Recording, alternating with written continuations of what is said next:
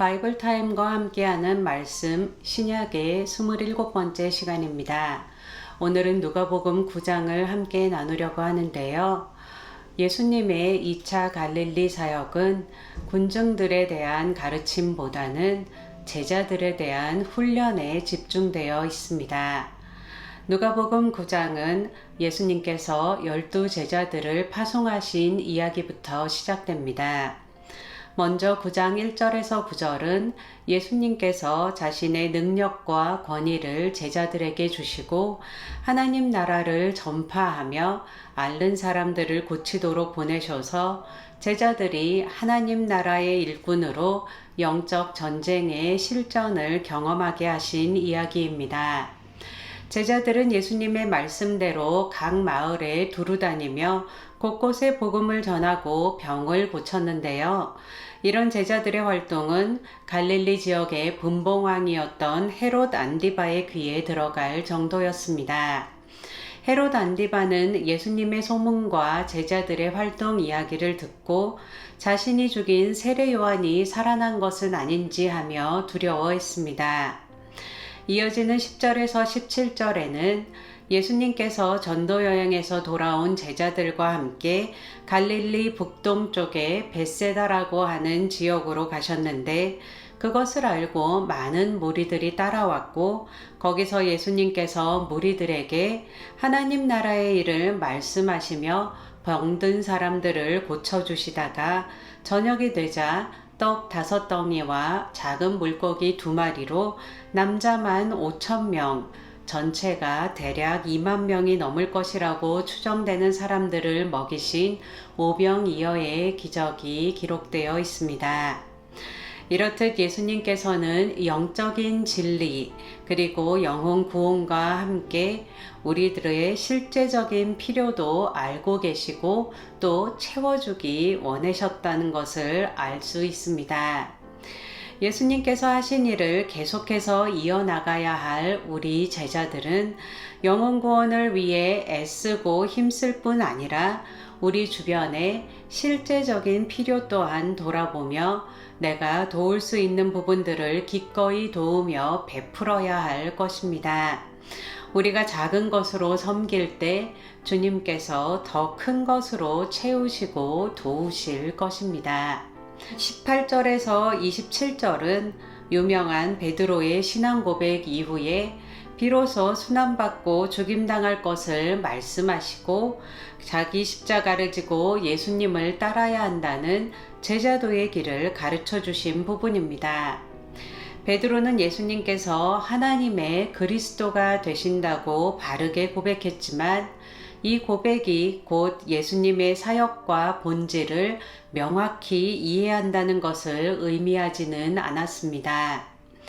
베드로는 예수님께서 하나님께서 보내신 메시아시라는 것은 분명히 알았지만 그 메시아의 의미가 무엇인지 그 본질이 무엇인지는 알지 못했습니다. 이렇게 예수님의 메시아 되심과 메시아 사역의 본질에 대해 명확하게 이해하지 못하고 있는 베드로를 비롯한 제자들을 향해 예수님께서는 자신이 고난을 받고 죽임을 당하고 3일 만에 부활하실 것과 제자의 길은 자기를 부인하고 자기 십자가를 지고 예수님을 따르는 것이라고 말씀하셨습니다. 내 생각과 내 견해대로가 아니라 예수님이 가신 길, 곧 하나님의 말씀에 순종하며 나의 뜻이 아니라 아버지의 뜻대로 행하는 삶을 살아야 한다고 말씀하셨습니다. 이어서 28절에서 36절에서 예수님께서는 빛나고 영광스러운 모습으로 변화되셔서 모세 그리고 엘리야와 대화를 나누시는데요.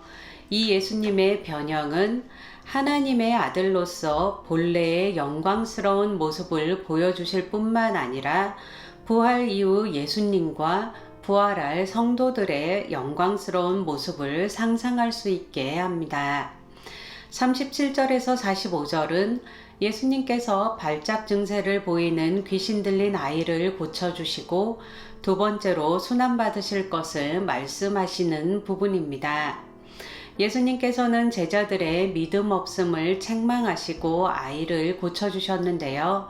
특별히 마가복음에서는 기도 외에는 이런 종류가 나갈 수 없다고 가르쳐 주셨습니다.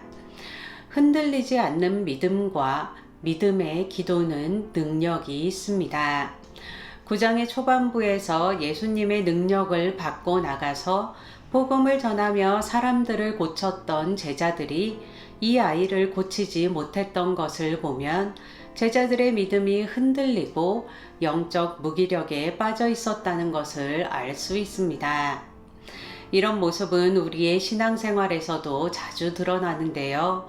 이 세상을 살아가면서 때로는 실패도 경험하고 넘어지기도 하는 것은 우리의 믿음이 흔들리기 때문이고 믿음의 기도가 부족하기 때문일 경우가 대부분일 것입니다.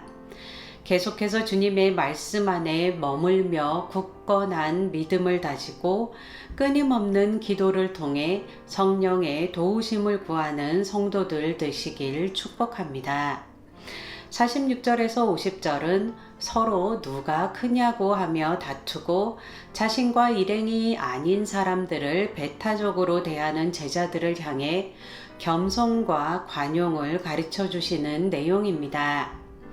예수님께서는 순환받고 죽으실 것과 제자의 길은 자기를 내려놓고 예수님을 따르는 것이라고 가르쳐 주셨지만 제자들은 이런 가르침을 들었음에도 불구하고 깨닫지도 못하고 여전히 세상적인 지위에 마음이 빼앗겨 다투고 또 자신들의 이점을 자신들만 독점하려고 했습니다. 그리고 51절에서 56절은 예수님께서 예루살렘을 향한 여정을 출발하시는 내용입니다. 51절에 나와 있듯이 예수님께서는 예루살렘을 향하여 올라가기로 굳게 결심하셨습니다. 그 길이 비록 죽음을 향해 가는 십자가의 길이었지만 예수님께서는 자발적이고 의지적으로 그 길을 가시기로 굳게 결심하셨습니다.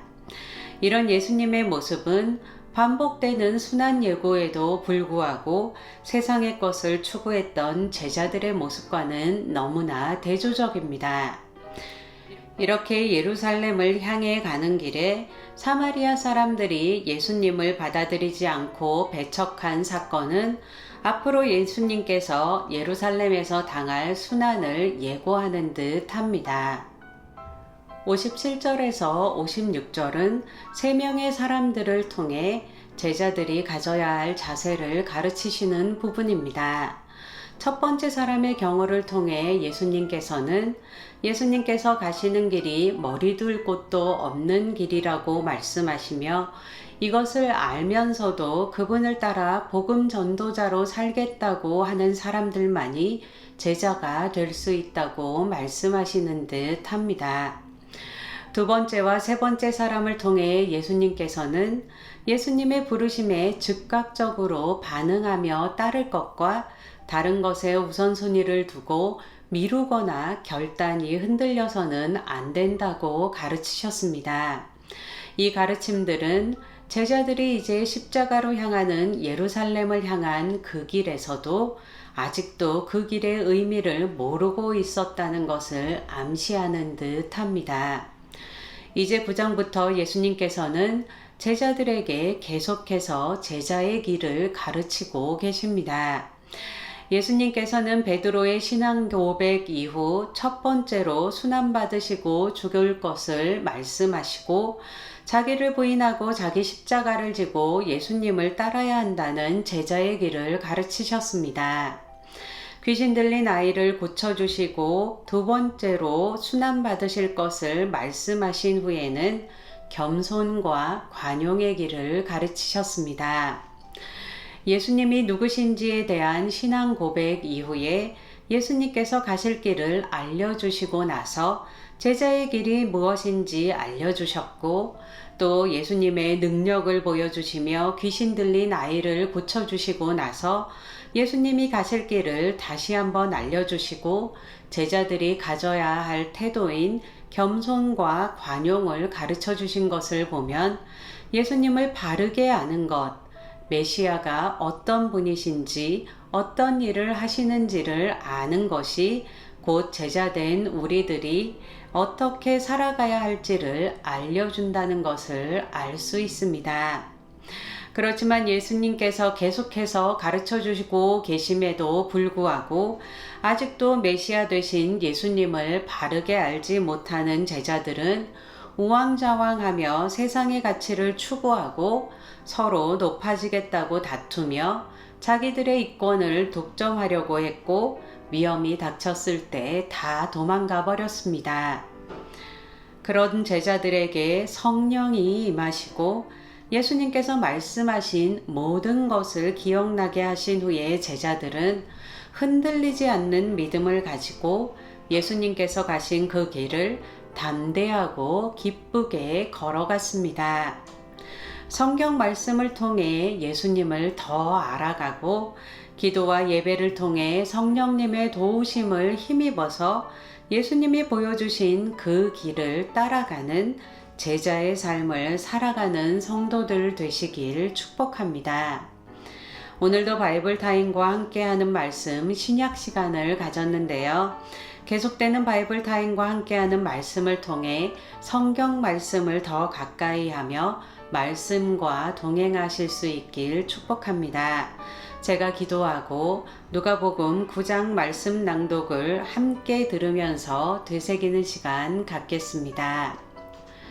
주님, 우리에게 주님께서 가신 길을 먼저 보여주시고 주님께서 먼저 실천하여 주셨으므로 인하여 감사와 찬양을 올려드립니다. 우리가 성령님의 도우심을 힘입어서 주님께서 가신 그 길을 기쁘고 담대하게 걸어갈 수 있게 하여 주시고 주님의 영광에 동참할 수 있게 하여 주시옵소서. 이 모든 말씀 예수님의 이름으로 기도했습니다. 아멘. 9장. 예수께서 12제자를 불러 모으사 모든 귀신을 제어하며 병을 고치는 능력과 권위를 주시고 하나님의 나라를 전파하며 앓는 자를 고치게 하려고 내보내시며 이르시되 여행을 위하여 아무것도 가지지 말라. 지팡이나 배낭이나 양식이나 돈이나 두벌옷을 가지지 말며 어느 집에 들어가든지 거기서 머물다가 거기서 떠나라. 누구든지 너희를 영접하지 아니하거든 그 성에서 떠날 때에 너희 발에서 먼지를 떨어버려 그들에게 증거를 삼으라 하시니 제자들이 나가 각 마을에 두루 다니며 곳곳에 복음을 전하며 병을 고치더라. 분봉왕 헤롯이 이 모든 일을 듣고 심히 당황하니 이는 어떤 사람은 요한이 죽은 자 가운데서 살아났다고도 하며 어떤 사람은 엘리야가 나타났다고도 하며 어떤 사람은 옛 선지자 한 사람이 다시 살아났다고도 함이라. 헤롯이 이르되 요한은 내가 목을 베었거늘 이제 이런 일이 들리니 이 사람이 누군가 하며 그를 보고자 하더라. 사도들이 돌아와 자기들이 행한 모든 것을 예수께 여쭈니 데리시고 따로 벳세다라는 고을로 떠나가셨으나 무리가 알고 따라왔거늘 예수께서 그들을 영접하사 하나님 나라의 일을 이야기하시며 병 고칠 자들은 고치시더라. 날이 저물어 가매 12사도가 나와 여짜오되 무리를 보내어 두루 마을과 촌으로 가서 유하며 먹을 것을 얻게 하소서. 우리가 있는 여기는 빈들이니이다. 예수께서 이르시되 너희가 먹을 것을 주라 하시니 여짜오되 우리에게 떡 5개와 물고기 2마리밖에 없으니 이 모든 사람을 위하여 먹을 것을 사지 아니하고서는 할 수 없사옵나이다 하니 이는 남자가 한 5,000명 되밀어라. 제자들에게 이르시되 때를 지어 한 50명씩 앉히라 하시니 제자들이 이렇게 하여 다 앉힌 후 예수께서 떡 5개와 물고기 2마리를 가지사 하늘을 우러러 축사하시고 떼어 제자들에게 주어 무리에게 나누어 주게 하시니 먹고 다 배불렀더라. 그 남은 조각을 12바구니에 거두니라. 예수께서 따로 기도하실 때에 제자들이 주와 함께 있더니 물어 이르시되 무리가 나를 누구라고 하느냐? 대답하여 이르되 세례 요한이라 하고 더러는 엘리야라, 더러는 옛 선지자 중에 한 사람이 살아났다 하나이다. 예수께서 이르시되 너희는 나를 누구라 하느냐? 베드로가 대답하여 이르되 하나님의 그리스도시니이다 하니, 경고하사 이 말을 아무에게도 이르지 말라 명하시고 이르시되 인자가 많은 고난을 받고 장로들과 대제사장들과 서기관들에게 버림바 되어 죽임을 당하고 제3일에 살아나야 하리라 하시고, 또 무리에게 이르시되 아무든지 나를 따려오려거든 자기를 부인하고 날마다 제 십자가를 지고 나를 따를 것이니라. 누구든지 제 목숨을 구원하고자 하면 잃을 것이요 누구든지 나를 위하여 제 목숨을 잃으면 구원하리라. 사람이 만일 온 천하를 얻고도 자기를 잃든지 빼앗기든지 하면 무엇이 유익하리요? 누구든지 나와 내 말을 부끄러워하면 인자도 자기와 아버지와 거룩한 천사들의 영광으로 올 때에 그 사람을 부끄러워하리라.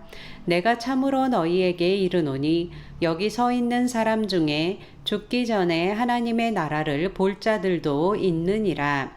이 말씀을 하신 후 8일쯤 되어 예수께서 베드로와 요한과 야고보를 데리고 기도하시러 산에 올라가사 기도하실 때에 용모가 변화되고 그 옷이 희어져 광채가 나더라.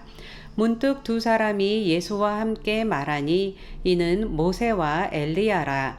영광 중에 나타나서 장차 예수께서 예루살렘에서 별세하실 것을 말할세, 베드로와 및 함께 있는 자들이 깊이 졸다가 온전히 깨어나 예수의 영광과 및 함께 선 두 사람을 보더니, 두 사람이 떠날 때에 베드로가 예수께 여짜오되 주여, 우리가 여기 있는 것이 좋사오니 우리가 초막 셋을 짓되 하나는 주를 위하여, 하나는 모세를 위하여, 하나는 엘리야를 위하여 하사이다 하되 자기가 하는 말을 자기도 알지 못하더라. 이 말할 즈음에 구름이 와서 그들을 덮는지라.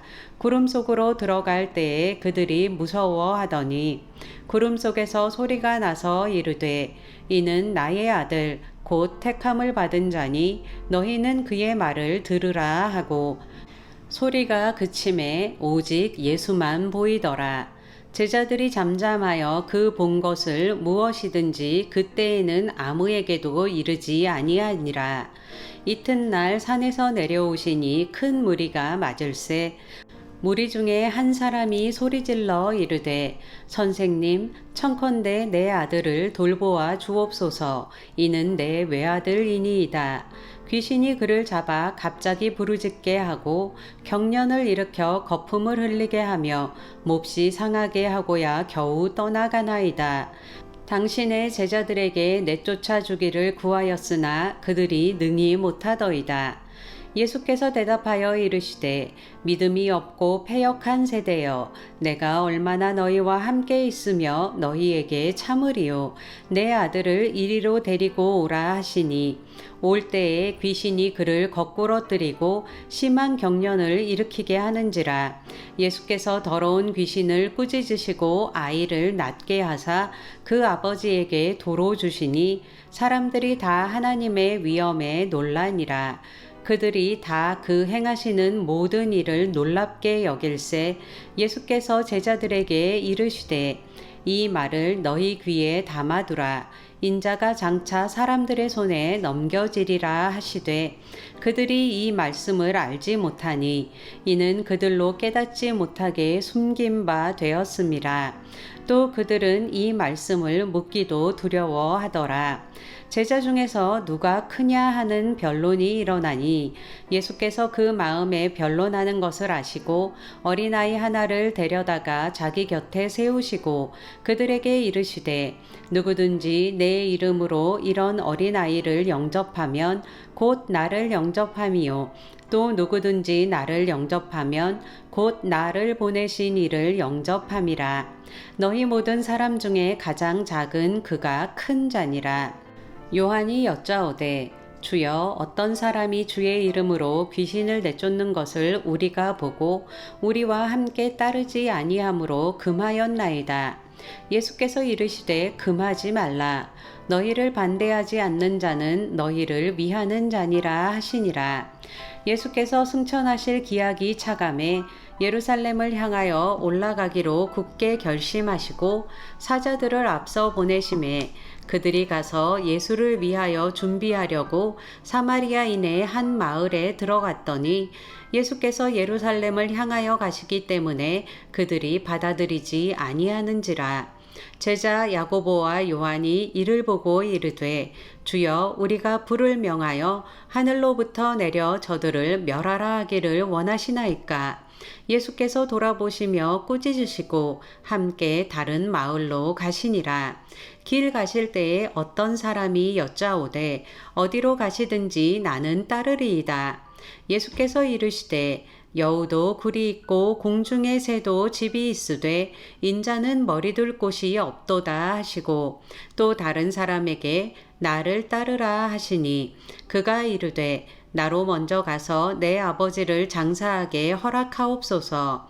이르시되 죽은 자들로 자기의 죽은 자들을 장사하게 하고 너는 가서 하나님의 나라를 전파하라 하시고 또 다른 사람이 이르되 주여 내가 주를 따르겠나이다마는 나로 먼저 내 가족을 작별하게 허락하소서.